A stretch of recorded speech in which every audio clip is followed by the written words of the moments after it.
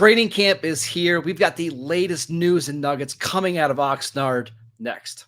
You are Locked On Cowboys, your daily Dallas Cowboys podcast. Part of the Locked On Podcast Network, your team every day. Locked on Cowboys. Locked on Cowboys. Welcome back to the Locked On Cowboys podcast, part of the Locked On Podcast Network, your team every day. We'd like to thank you for making us your first listen of the day. I am your host, Marcus Mosher. You can follow me on Twitter at Marcus_Mosher. Joining me today, as always, is Landon McCool. You can check him out on Twitter at McCoolBCB. Landon, the Cowboys have got 2 practices under their belts so far. You are going out to Oxnard, I believe, this weekend to see practice. What's been your biggest takeaway from camp so far? Well, it seems that, we'll talk about injuries here in a second, which, I think dominated early parts of the conversation. But it does seem to me that things have been very competitive and very clean, kind of technically, that we've seen. It doesn't – I'm interested to go out there Saturday, obviously, because I think you see – more of the flaws because people don't post videos of failed plays, right? Shocker. But yeah, I know, right? But it does seem like the experience that the Cowboys defense has had, obviously, the last 3 years, kind of keeping that continuity has really paid off. And I think, for considering the fact that we have considered the Cowboys as, changing offenses this season, or however we want to phrase that, it seemed like the Cowboys offense didn't seem out of sync. It seemed like the plays you saw, like, things looked crisp. I mean, again, it's shells. They're running drills. It's very, very light. But it does seem like things are a little bit crisper in the first 2 days than they have been previously. I can just compare that to what I've seen with the Raiders. And I know this isn't a Raiders podcast, but that's a new offense with a new quarterback that's really struggling to get on the same page. Balls are being dropped all over the place. It's just a rough practice. Compare that to the Cowboys. Seems like the tempo's up compared to what we saw even at this time last year. Dak is healthy. The receivers are healthy. Like, it just feels so much more crisp than some other camps around the league. Yeah. And I think that that's very much a product of, look, there's going to be a lot of talk about parsing the differences between Mike McCarthy and Kellen Moore's offense or at least how they call the plays, how they're running the offenses. I think one of the things that we can start to determine right now is that McCarthy is much more of a detail-oriented guy than I think Kellen Moore is, in the sense that he's been in the league for 25, 30 years. He knows what it's supposed to look like, right? Exactly. And I think that the details of the specifics are what he finds important. I think for Kellen Moore, it's not that he's not a detail-oriented guy, but I think that he's very much about his system, trying to get everything in its place and running the way that he wants it. And I think McCarthy is being more detail-oriented with the players, about having them understand what their role is so that they can execute it properly and understand why it's important to execute it properly. And even more importantly, when things break down, understand what your role is in the play, so that if you can't actually accurately run the play the way you're supposed to, maybe you could still do something to, like, if you're supposed to be pulling a safety away from the outside receiver, maybe you could still do something to try to draw that and still, with a deeper understanding of what your job is in the play, still be able to execute at a high level. All right, let's talk about some of the injury updates that we've got over the last couple of days. Before we get to some of the other things that actually happened on the practice field, Donovan Wilson, the big injury news, hurt his calf in the first couple plays of camp. Sounds like he's going to be out somewhere between 4 to 6 weeks. 4 weeks means that he's back by the final preseason game. 6 weeks is right up until the game with the Giants.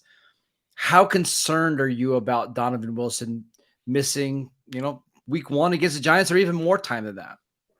I'm not so concerned about him. I mean, we don't know the severity of the strain other than what they've told us, but it's got to believe it's grade 2, right? I would imagine he should be fine for week 1. And I'm not concerned necessarily about him missing a bunch of time in training camp, because honestly, like, for the reasons that we just talked about, this is a defense that has been in this system for several years now. Donovan Wilson knows his role as well as anybody on this defense. it provides an opportunity for someone like Marquise Bell to step up and take his opportunity to try to go in there and become a player. And I just think that, of these guys, as long as it's not going to bleed into the regular season and he's given some room to recover, there's absolutely zero reason for Donovan Wilson to be ready for preseason game. Yeah. So just sit him down, make sure he's healthy. And then you're getting an opportunity to see a younger guy get some more snaps. It's really the other injury that I'm frankly. Well, that's what I was going to say. That's the bigger bummer here is that Israel Mukuamu, and again, it's not a 1-for-1 backup here, but the guy that could potentially have earned more snaps in his replacement isn't going to be there for the next several weeks with a hamstring injury. And with both of these, I'm not worried about them missing a significant chunk of time with this injury itself, but I'm worried about like re-aggravation. And if that happens again, now we're talking about them missing several weeks in the regular season. Those soft tissue injuries, man, they can be hard to come back from. Which is why they should just shut them down. I mean, we'll see about the severity of the hamstring with Mukuamu. It could be one of those things where it's not as severe, but because it's a hamstring injury, they are just going to be overly cautious. Even if it is important for him to get on the field at training camp, it's way more important for him to be healthy throughout the season. So Mukuamu is definitely the one of the two that I felt like it was more of a bummer that he's going to miss those valuable reps because he's a guy who's on the ascend. But look, I'd much rather have him for the season. I think he's shown you that he's a valuable player on defense. We'll see how that all shakes out. But as long as he's ready for the season, it'll be okay. It sucks because this is a great opportunity for him to really, really kind of take that next step. Now, the good news is that this opens up a lot of snaps for Marquise Bell, who was an undrafted free agent last year, was on the 53-man roster all season long, and Tyler Coyle, who's kind of been on and off the roster over the last couple of years. He had an injury, I believe, in 2021. But Coyle, I saw in yesterday's practice, was working with the first team a little bit, playing some slot, playing down in the box. Big time opportunities for both of those guys with Wilson and Mukuamu out. Yeah, Coyle's a guy that was the Marquise Bell before Marquise Bell got here, and was the kind of undrafted free agent, bigger safety that they liked at the second level. I think they even were at times trying to see if he could play linebacker. He's a little bit bigger even than Bell. I think he's like 6'2", 210, if I'm not mistaken. Big guy. He's a big guy. So I think, it's a natural fit for either one of those two guys to kind of get down there in the box and play some of that safety. I think they're going to give both of those guys opportunity because they like both of them a lot. So it's going to be great to see those two guys kind of get their shake, but you hate to see it at the expense of the two of your favorite players. Couple other things really quickly. Trayvon Diggs did not practice on Thursday with a toe injury. The Cowboys don't seem concerned about that at all. Luke Schoonmaker, the Cowboys' second-round pick from Michigan, still dealing with a foot injury that he had back at the East-West Shrine Bowl. Again, got some kind of different thoughts here, but Mike McCarthy said they're hopeful that he's going to be ready for practice at Oxnard. Still going to stay on the PUP list. You actually listened to McCarthy's press conference. What was your takeaway kind of coming out of that?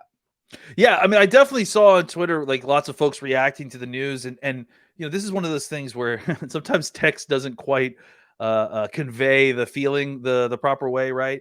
The remind me again what the actual quote was in the text. I think it was something like it was like, we're hopeful that he'll be ready to practice in Oxnard.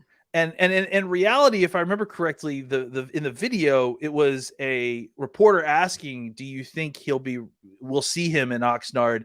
And McCarthy kind of emphatically going, "Oh yeah, we expect him to be ready. We hope that he'll be ready for Oxnard." So I guess the point being that the emphasis on in his voice and his face seemed to indicate that he should definitely be back. And frankly, that combined with the fact that he's on the field, he's not dressed out, but he's in uniform, and they're allowing him to take mental reps behind, and he is taking mental reps behind all the other tight ends, means that he might be, closer than we assumed when that quote first came out. We're going to talk about the player that's potentially going to grab that tight end one spot here in a little bit, but let's also talk about some players that are having some positive drum beats so far in practice next. This episode is brought to you by eBay Motors. Our partners at eBay Motors have teamed up with Locked On Fantasy Football host Vinny Iyer to bring you some of the best fantasy picks each week, all season long. Whether you're prepping for a draft or you're scouting the waiver wire, every week we're going to provide you the players that are guaranteed to fit on your roster. So with draft prep underway for the upcoming season, let's see who Vinny has picked out for us in this week's eBay's Guaranteed Fit Fantasy Picks of the Week. This week, it's Trevor Lawrence of the Jacksonville Jaguars. When the top tier of quarterbacks are off the board in fantasy football drafts, there's another line of luxury passers who are guaranteed to fit in your starting lineups every single week, driving a sleeker Jacksonville offense that now features Calvin Ridley. Trevor Lawrence has top 5 scoring upside as a QB1. Expects Lawrence to keep living up to his immense arm and athletic talent and cruise to production that builds off his hot finish to last season. Vinny Iyer from Locked On Fantasy Football is going to help you win your fantasy championship. And eBay Motors knows that a championship team is about each player being a perfect fit. The same is true with your vehicle. With eBay guaranteed fit and over 122 million parts and accessories for your vehicle right at your fingertips, you can make sure that your ride stays running smoothly. Air filters, brakes, batteries, taillights, alternators, shocks, struts, you name it. eBay Motors has it, and they'll make sure it's the right fit for your car because eBay Guaranteed Fit helps you understand exactly what part you need for your vehicle the first time. So go forth, switch gears, crank the AC, and say goodbye to sweating if your ride needs a little fixing up, because now you know you'll always be set up for success from the get-go. With eBay Guaranteed Fit, everything your vehicle is calling for is just a click away. For the parts and accessories that fit your vehicle, just look for the green check. Get the right parts, the right fit, and the right prices at ebaymotors.com. And let's ride. eBay Guaranteed Fit only available to U.S. customers. Eligible items only. Exclusions apply. Welcome back to the Locked On Cowboys podcast. Everydayers, we'll be back on Monday to break down the Cowboys practices from over the weekend. Landon will be there getting a firsthand view of practice, so we're excited for that. But let's talk about some of the players that have had really good starts to camp so far. And I kind of think we need to start with Jalen Tolbert, who it just seems like every bit of news that we've got from Tolbert this offseason has been positive. Yeah, I mean, really, the only thing that we saw so far that has been negative is that he was kind of victimized by Nashawn Wright on that interception he got down the field. But every single thing else has been incredible. He's made great catches. He's been where he's needed to be. You're not seeing now. It's Simi Fehoko, who is kind of seemingly at times had just a couple drops, not anything to write home. But the fact that it was him, not Tolbert, shows you that Tolbert's coming along. I just think that all the positive buzz you heard about in OTAs, again, was just to reiterate, the drumbeat idea is that we need to continue to hear it every single day. It cannot be just a bang, bang, bang, bang, bang, and then they stop, right? It's a slow drumbeat that happens throughout the camp, right? And this is for Tolbert has started in OTAs. Like the drumbeat was loud right away. Tolbert looks like a different player. He's moving differently. He seems to be playing with more confidence. He took time to spend more time with Brandon Cooks to kind of gain some more confidence, talk about, a mentality of flushing it out, of letting go of last year so that he can move forward. And it seems to have really paid off for him. As of right now, he definitely looks to be grabbing a strong hold of that wide receiver 4 position. But we'll see how this continues as Pat comes on. Again, we are 2 practices in, as you mentioned, but again, it's everything that you've wanted to see so far. Like if you could make a checklist of how does a Jalen Tolbert year 2 breakout happen, it's by having a strong OTA, having a strong offseason, starting practice really well, making plays after the catch, making contested catches. He's doing all of that right now. So it's encouraging to see. The other receiver that we should mention that's caught a few eyes is Jalen Moreno-Cropper, who is an undrafted free agent. And if you didn't listen to this week's show with Eric Galco from the Shrine Game, he said he would be shocked if he didn't make the 53-man roster. He just thinks he's easily one of the top 5 receivers on this team. And I've got to say, through 2 practices, I don't think Eric is wrong. It sure has looked that way. And, Eric's obviously very good at this, and that's why he has the job he does. And I think, the proof is in the pudding here so far. He had an incredible back corner end zone catch during, I think it was 2-minute drills. He had another incredible catch yesterday. His drum beat has kind of just started, but it's been very solid so far through 2 days here. I think you look at his skill set and what he did in college, and this is a guy that definitely could be someone who comes in here and plays his way onto the roster for sure. I will mention that it's not just a coincidence. I imagine that before the show, I couldn't stop calling him John Vea Johnson when we were discussing him. Another hyphenated receiver, right? But yeah, I mean, again, because we see these guys every year, right? Every year there's a undrafted free agent wide receiver who shows up and makes noise. And this is the position more than any of them, frankly, that we have to see a drum beat. We need to see this every single day. Consistency matters more than the splash plays, right? Absolutely. And it's got to be all throughout training camp, because we've seen lots of these guys have, 5-6 of a great training camp, but that last bit before the regular season starts, where it really starts to ramp up, they start to kind of wash out, whether they're exhausted or whether the true talent starts to show out. So the drum beat has started for Moreno-Cropper. We're going to watch it for sure. But we still obviously need to see more. Now, continuing with the drum beat theme, somebody who's had an amazing offseason so far is Eric Scott Jr. We talk about Simi Fehoko, who had the drop pass that led to an interception. Who was it that made the play? It's Eric Scott. Mm-hmm. I don't want to say that he's the next DaRon Bland, but this is exactly the same path that DaRon Bland had last year that led to him, having 5 interceptions as a rookie? Again, just like we just mentioned, right? Like, it's not that we're guaranteeing that this is happening. We're just saying that this is what needs to happen at this stage for those players to get to a place where DaRon Bland was last year, where these younger players need to get to if they were actually going to be making a contribution. They've taken the first few steps. Can they continue down that path? Eric Scott has been somebody that, since OTAs started, that was the name that came out of practice that everybody was talking about, all the coaches, and that he was just all over the place. He just looked like a natural fit.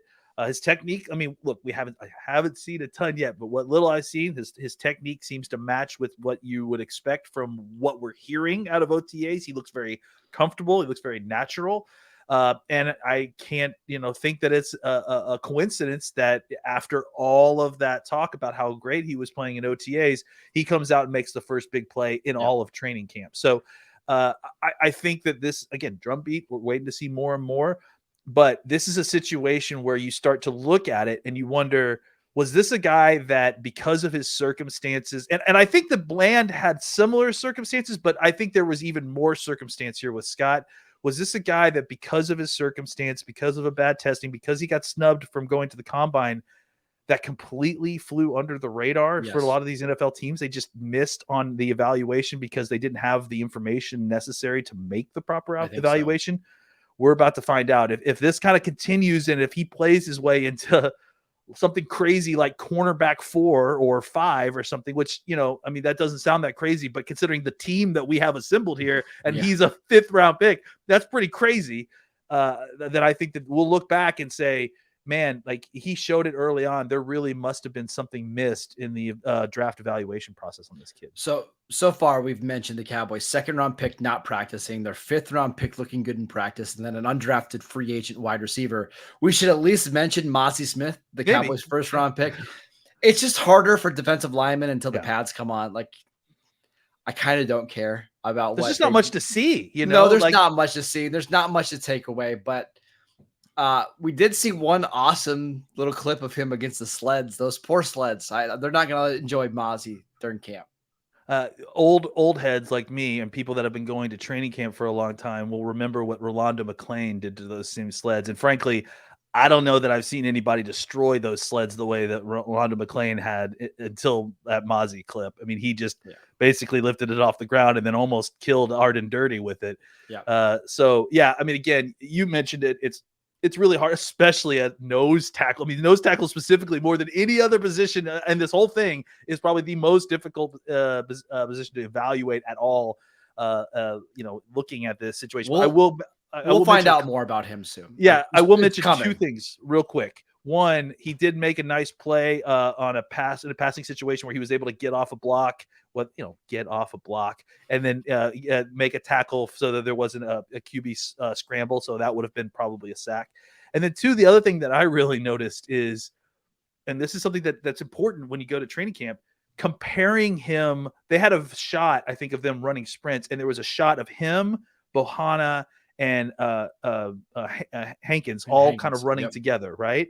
And I was shocked how much bigger he was than those guys. Like, I mean, because you look at him and you look at pictures next to normal people, and he just holds the weight so well that it's hard to, like, I think, see it sometimes. I saw a picture of him earlier this offseason standing next to Oso Digizua, just like wearing polos or whatever. Yeah. And they look in the maybe Mazi just understands angles really well. I haven't been able to do yet. Yeah, he knows how to do this. But I think that was one of the biggest takeaways that people saw from going to camp is like, this dude is massive. He's huge. Yeah, I mean, the talk and what I've seen just in pictures and everything has just been like, okay, yeah, he weighs 330 plus, but I mean, he must wear it well because it doesn't seem well. But the pictures that we saw yesterday, when you compare him to other big guys like Hankins and Bohanna, it's like he's bigger than those guys. Yeah, that's shocking, to be honest. Again, we'll get more from Mazi over the next couple of weeks. Once the pads start coming on, once we start getting more like one-on-one drills.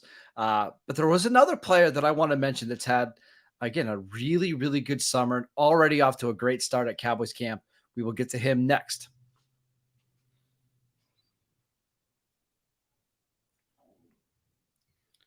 Welcome back to the Locked On Cowboys podcast. We are talking about the biggest news and notes coming out of training camp. And I want to talk about Jake Ferguson. So with Luke Schoonmaker not practicing, Ferguson has been the guy as tight end one. He's put on some good weight. He just looks a lot stronger than he did last year. Looks more cut. It seems like he's got to be the clear-cut favorite to be tight end one this year. Yeah, at this point, for sure. I mean, you could say what you want about, I mean, I'm not, down on Schoonmaker or think that he's not gonna be able to contribute either. I think he can come in and still have a Ferguson type plus impact, like last year, right? Last year's Ferguson. I think that's certainly possible. But I also think that, Ferguson himself looks to have kind of taken this on in a way that is important, because if you're not going to have Schoonmaker out there, you're potentially going to lose some snaps at the tight end position. You need Ferguson to kind of take on that role in a way that he didn't have it before. It was kind of a going into this, it looked like it was going to be a shared role. They're going to have to cobble this kind of position together to replace what they had in the tight end production last year. But now I think, what we've seen with the delayed start with Schoonmaker, Ferguson's going to need to kind of take on the onus of that more than, we had kind of hoped to put upon him this year. But looks like he's, go ahead. I was going to say, none of this should be surprising either, right? He's Barry Alvarez's grandson, right? That's what it is. He is, right? Like, he's the grandson of a former, like a fantastic head coach. I'm just not surprised that he's made this leap and that he's ready for this. No. Like, it's not shocking at all to me. No, and look, again, we didn't want to thrust this upon him, not because we didn't think he could handle it. It was more just, it's a lot, it's an orders of magnitude of production that what he did last year and what Hendershot did last year. So, look, he showed up with his mind right, with his body right. He looks ready to play. So I think that this could all sort out really well. And Ferguson, again, I think is a guy with immense upside.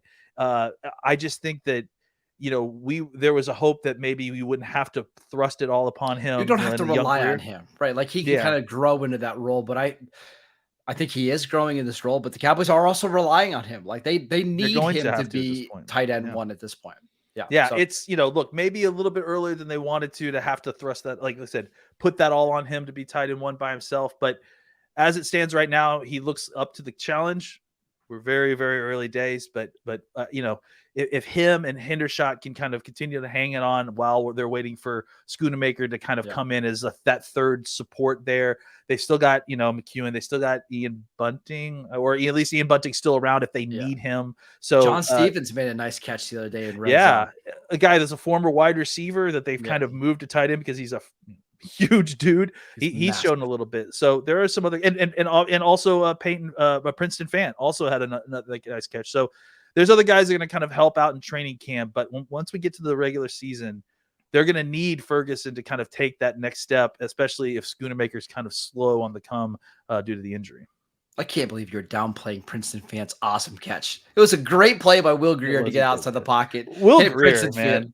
Hit fan down the field. It's awesome. We always forget, like, I don't think we forget, but it's like we forget that Greer is that kind of player, right? Like that he really can show you some things every once in a while, and he improvs really well. I would love to see him take another step, and I kind of like to see him take that backup quarterback. Yeah, it's Thrill Greer back at Dallas Cowboys training camp in Oxnard. I'm so excited. That is it for today's show. We want to thank you for making Locked On Cowboys your first listen every day. Again, every day, we'll be back on Monday to recap all of the practice news coming out of Oxnard. Landon will be there over the weekend. Make sure you're following him on Twitter at McCoolBCB for some updates. Go check our show out on YouTube. We are free and available on all platforms. I'm at Marcus_Mosher. We'll see you guys next time.